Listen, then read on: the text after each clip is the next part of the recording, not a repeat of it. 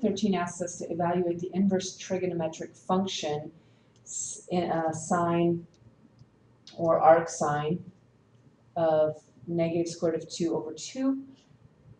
Remember that when this is capitalized, this is restricted to certain quadrants. And I will tell you that the sine function is restricted to the first quadrant and the fourth quadrant.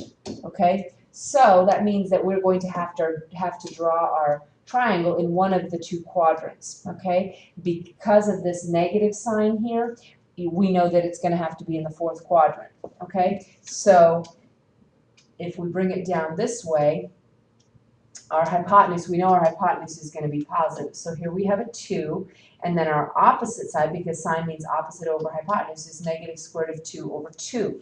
Now what we need to find out is, what is this angle measure? Well, I don't know right off the top of my head. I don't recognize this as being one of my reference angles. So what we need to find out is, what is that degree measure? Now there's a couple different ways you can do this. You could enter the inverse sine and figure out what that is with your calculator. If you do that, you'll discover it is something that is there's an exact degree measure that makes this true. The other thing you can see, if you are kind of on your A game here, is that there's a square root of 2 here, and the 45, 45, 90, I've just given it away here. The 45, 45, 90 triangle is 1, 1, square root of 2.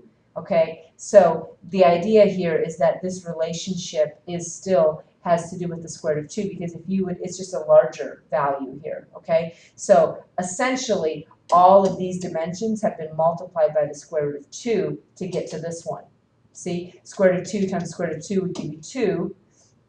Here, well, this is negative 1. Here, negative 1 times the square root of 2 would give you this. So it's still a 45-degree triangle. Now, so we know that we have to give the answer in degrees, in degrees, but then we also have to give it in radians. Remember that this is 1/4 of the half circle, right? Okay, so if this is 1/4 of pi, that means we could say that this is negative 45, and this is negative pi over 4. Remember, it's negative because we're coming down this direction.